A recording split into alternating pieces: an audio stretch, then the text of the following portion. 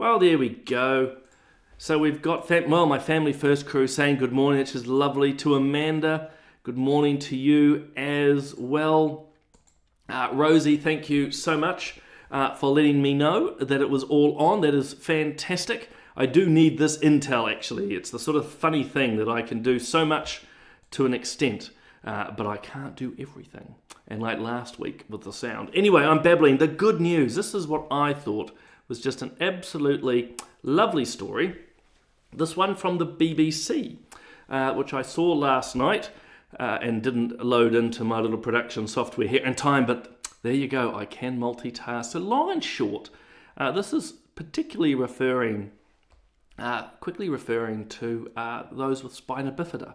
And the long and the short of this article, and it's celebrating, which is wonderful in itself. It's celebrating the fact that they can obviously detect the likes of spina bifida, and they also have other neurological conditions, and they can intervene. So if you know anything about spina bifida, at the moment the usual treatment is basically when the baby's born, a little bit of surgery is done. But what this article is talking to you about is actually how they can do surgery in utero or in the womb. I just think it's amazing. And you know, the other thing that the article talks about is that sorry, you can't see it here, but for all my friends seem to be texting right at this moment. You're going to have to turn that off. But the other lovely thing here is that they are doing the surgery before 26 weeks. Well, you heard that right. They're doing the surgery before 26 weeks. So obviously, you know, this is Family First. It's no illusions where my pro-life values sit. I just think it's quite remarkable that surgeries have been able to done on babies less than 26 weeks. And, you know, not to make it too heavy on a Tuesday morning, but we seem to have a very strange culture in this country. You know, life for some, like these little beautiful babies, and death for others. So bizarre, based on whether they're wanted or not. Which for those people who believe in that sort of philosophy, by the way, to get slightly philosophical for a moment, for those who go, oh no, it's perfectly fine. If you want to keep this baby, save it. If you don't want to keep it, you can abort it. Just apply that to yourselves. It's always the encouragement I put to the pro-death brigade. If really human life is simply based on whether or not you're wanted, then do the very quick thought experiment. If society decides tomorrow that, you know, a group of people isn't wanted, what happens then? So anyway, heavy philosophical, if not political point, but I think a lovely story. So again, kids with spina bifida, they can now do interventions in utero, in the womb, before 26 weeks. So I just think that's quite amazing. In the not so amazing space, which I think is quite funny, is this story that's in the Herald today. This is, now, to be really, the next couple of stories I'm going to touch on, don't get too bogged down in the specifics. So one's going to be around safe spaces, one's around these trans inclusion in sports. But I just thought this was a perfect example of how progressive values are so glaringly inconsistent that those who pursue such values don't seem to be able to understand what's going on. So here's two headlines in the Herald this morning. So this is the first one, that the New Zealand government has revised its status on transgender athletes in sport. Now, the key part in all of this is that the head of Sports New Zealand is saying inclusion. Inclusion must be the primary and key value here. Okay, doesn't seem to justify. Raylene Castle's her name is. I think if I've got my person right, controversial sports administrator in Australia who, if I do recall correctly, when it came to the likes of Israel Folau, was showing no inclusion whatsoever. But now it's all about inclusion. So here's the Herald running this, that we've got to allow men in particular to be playing in girls' teams. They don't seem to make any comment about why, you know, a 50-year-old can't be playing in an under-13 team. Inclusion only seems to go so far. But I'm going down a rabbit hole. New Zealand Herald. Here's one article. Inclusion is the key part. Anyone should be able to play in any sports team. It's all about inclusion, inclusion, inclusion. And then, I kid you not, the next story is this one. This is the Auckland University, the doyens in Auckland University. I see if I can scroll down. These four women who, by the way, earn over $1 million together for pro-vice chancellorships, which basically mean nothing. But they were saying, no, it's really important that we exclude people. We exclude people from spaces in the university. And here's the sign, if you can see, excuse me scrolling. So if you might recall the story I think it's probably months back now, that some people got quite upset that these were designated spaces in the university based on race. Now, I don't, again, want to get too caught up in the specifics of the race issue, if you will, nor do I want to get caught up in the transgender issue. What I'm trying to highlight is here is the paper this morning, 2 different articles. This one here, and as I said, I do take a bit of a shot at these. You look at their titles, none of them are really particularly academic. It's all, none of them are academic. Hundreds of thousands of dollars being paid to each one of them to basically pursue DEI and other things. But long and short, here we have the university. It's saying, hey, look, excuse me, it's okay to exclude people. Exclusion is good. We should be allowed to force people out of areas of the university and exclude them based on ethnicity. And then the next breath there, New Zealand Herald's reporting, but inclusion is the key value in sport. So you can see why I put those 2 up. It's the nonsense, basically. It's the nonsense that you see, and Rosie's got a comment here, which I'll let speak for itself. It's the nonsense within wokery or progressive values that I'm really wanting to...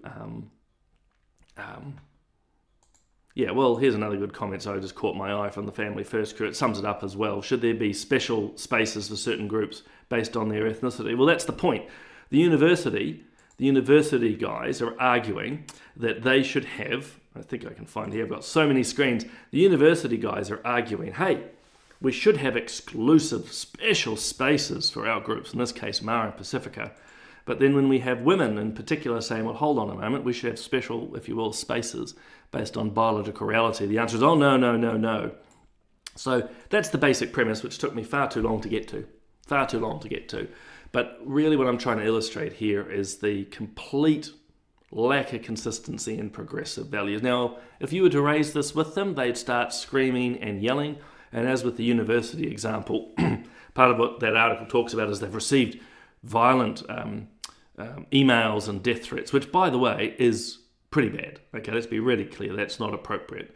But it's one of the lefty go-tos I've found, is quickly personalise things, and A, very rarely show you examples, and B, just make it a personal attack.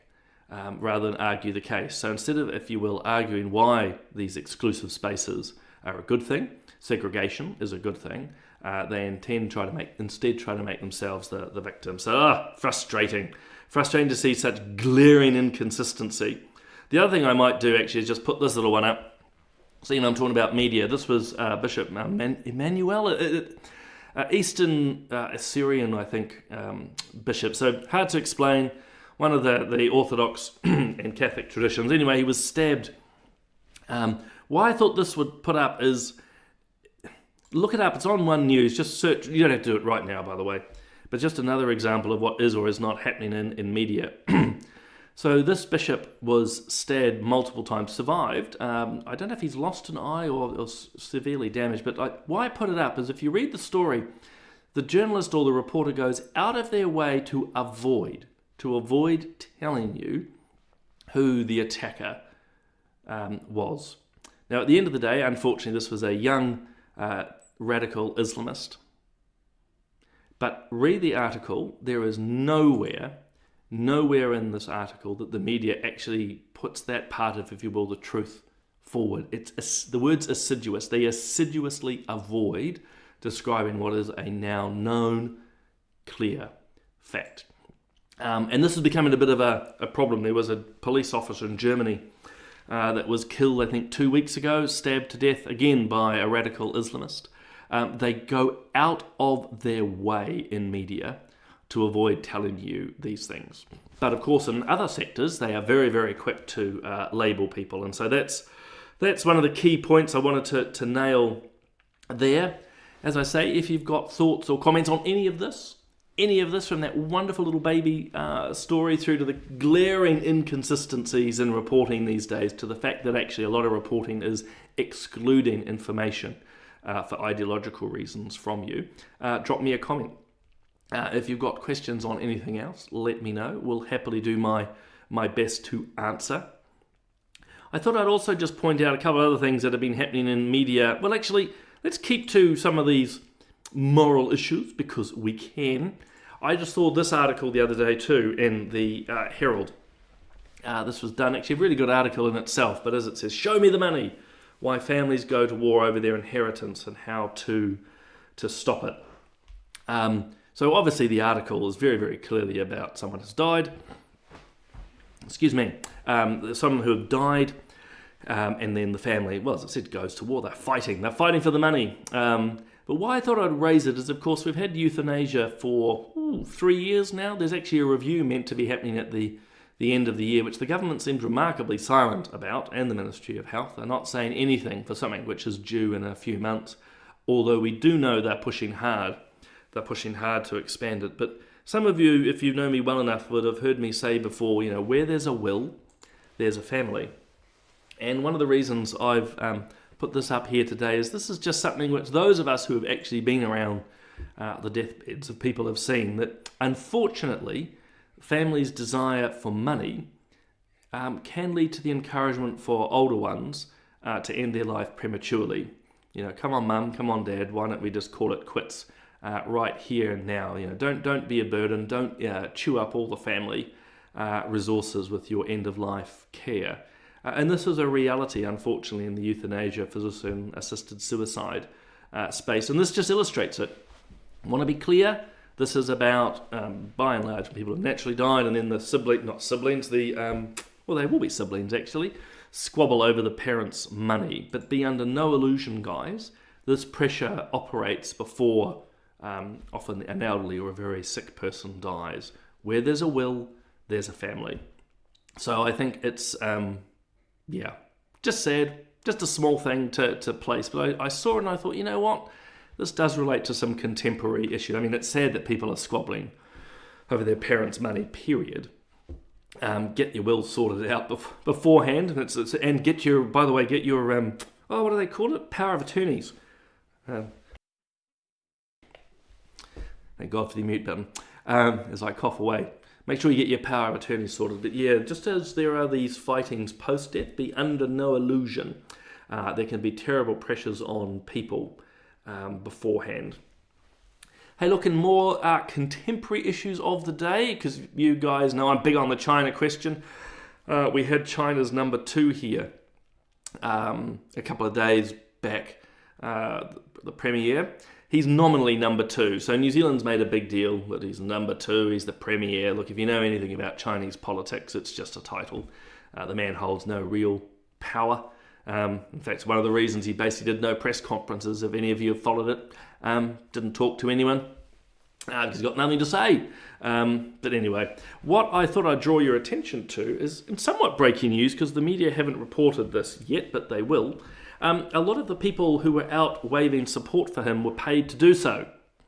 And we've got evidence of this, by the way. So you might have seen in the news, he was travelling around and there's some people obviously protesting against him from our Tibetan movement, Uyghurs, democracy activists and others. But then you saw other groups like this, very well resourced, it turned out, which was my first suspicion. Lots of people, lots of Chinese flags, lots of beautifully made banners. Well, what's been interesting is, I sort of deal with some interesting and good people and intelligence.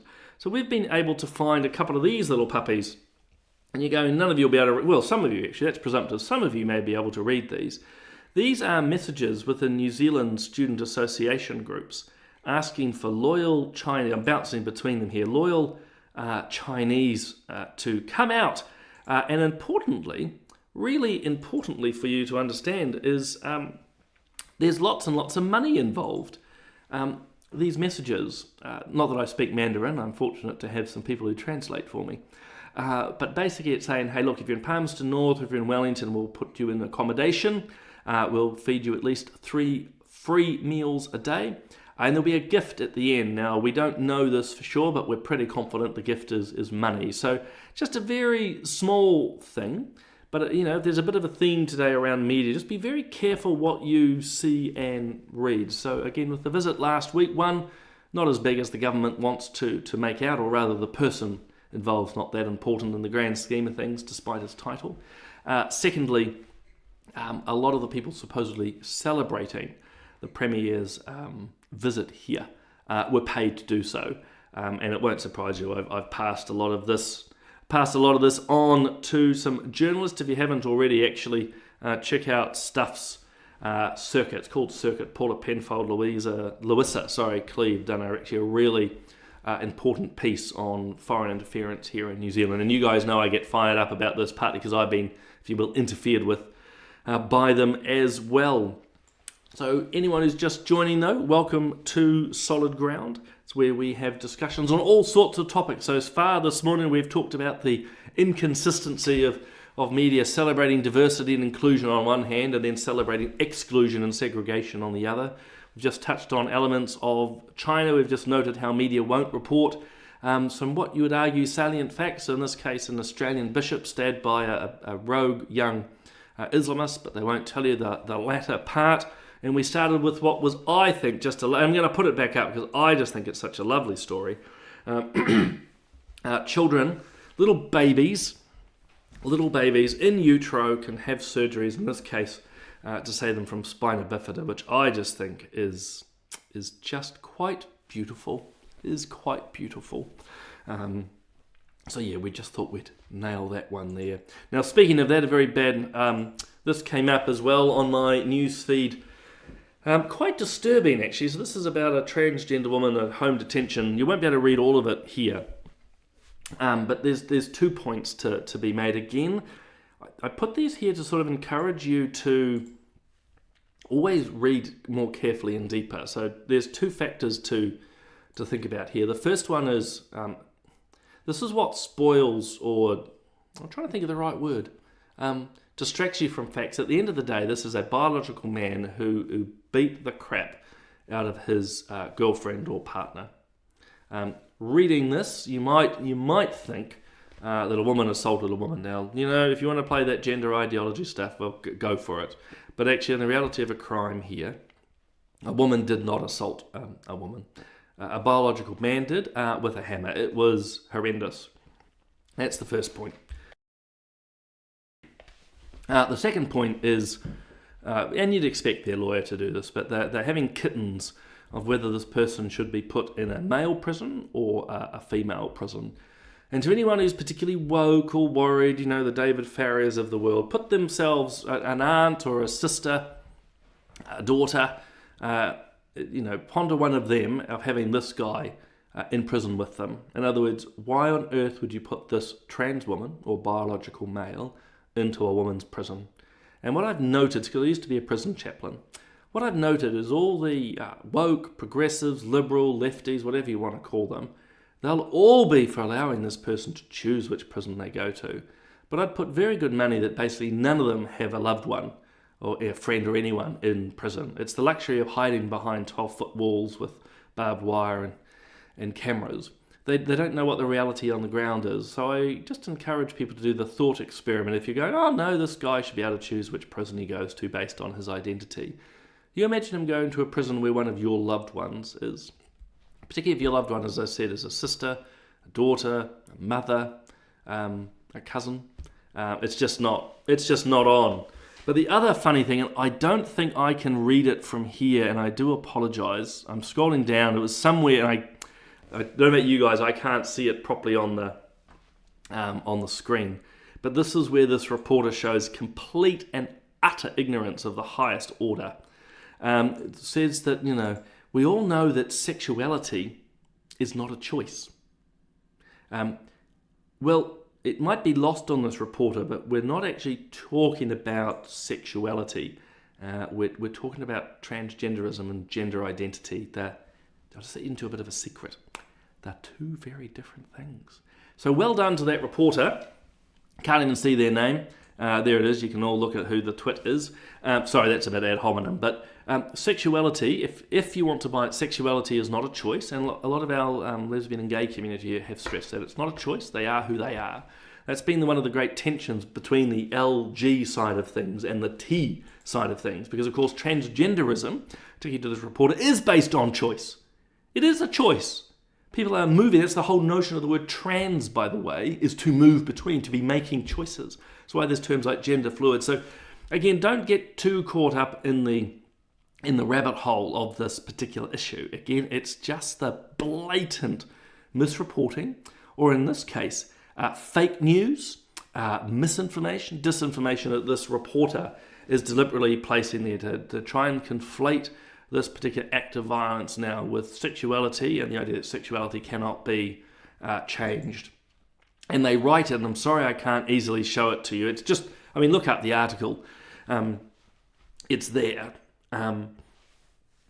It's there, where they're conflating a whole lot of issues together, but making it, and it's the way they stated it, which is what caught me. They just made it stated as it's a fact. And the thing is that actually most of these reporters wouldn't know a fact if it hit them over the head. As I say, you have this particular story here, they can't tell you the facts. You've got this story here, they can't tell you the facts. Maybe they'll get to the facts on these in time to come. These are the student associations. Maybe they'll get to that, who knows? But, fundamentally it all leads to this, another BBC report, that unfortunately, I do say unfortunately,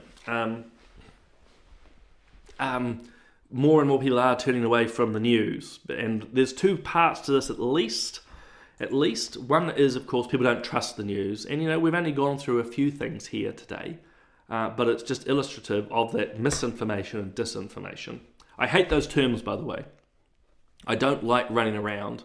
I don't like using those terms, but I do like reflecting them back onto the very people who use them all the time.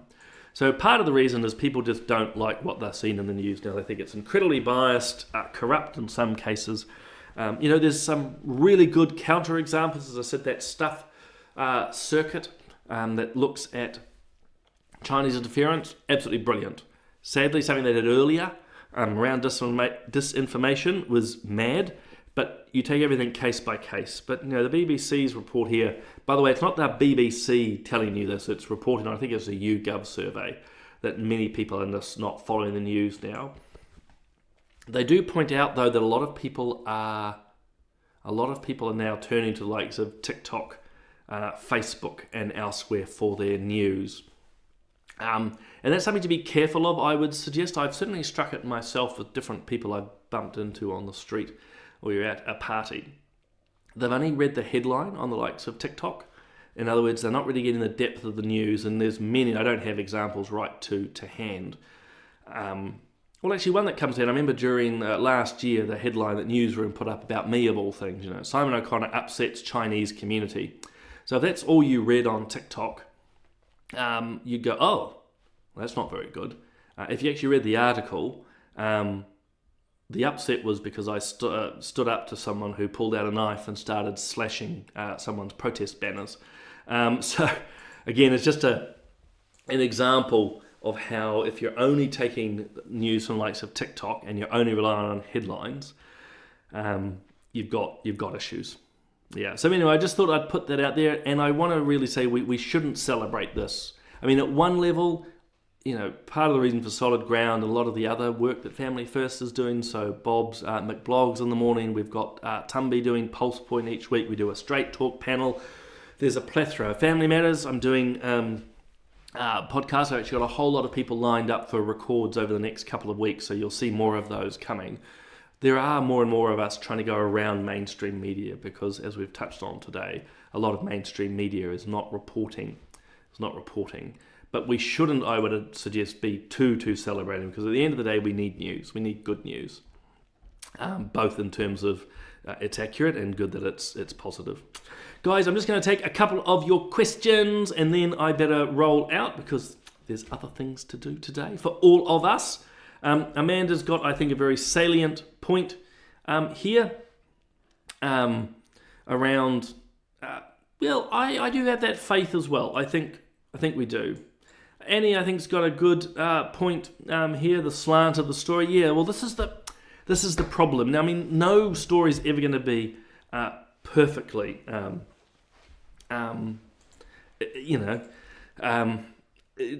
perfectly objective. I'm not perfectly objective. I've got my slants and biases, but I try to moderate those. As colleagues at Family First point out, people are coming out to wave for the Premier, but then we've got political parties now. What that's referring to, I'm pretty sure I've got to try and... Oh, yes, I've got to expand my comments here. What they're referring to is, of course, the allegations at the moment with Te Pāti Māori and the Manarewa Marae and John Tamahiri. So, look, let's see whether there's more reporting in that space. Guys, I will wrap up there. We'll begin to wrap. I've got a few last little messages for you. As I said a bit earlier, there's a whole lot of things you can tune into through the Family First TV network. There's Straight Talk. We just had one on Monday night. You got the likes of Rodney Hyde, Peter Williams, Ashley Church, myself from time to time. Bob McCroskey is the host. A bit like Solid Ground, we talk the issues of the day and the week, but there's a panel, so it's not just me. If you want a good summary of what's going on in the world, Pulse Point is an excellent place to start. That's done by my colleague Tumbi. She normally takes about 5 stories for the week. So that's really, really important. If you like reading, I've got here's my self-aggrandizing. I do a Substack each week. This was my last one where I talked about being named in a Hong Kong court case. That basically I'm a foreign, not quite a foreign spy, but I'm a foreign colluder, if you're interested in that. And you might also be aware that I host a 2-hour radio show with Reality Check. That's every Friday morning. Excuse me, cough.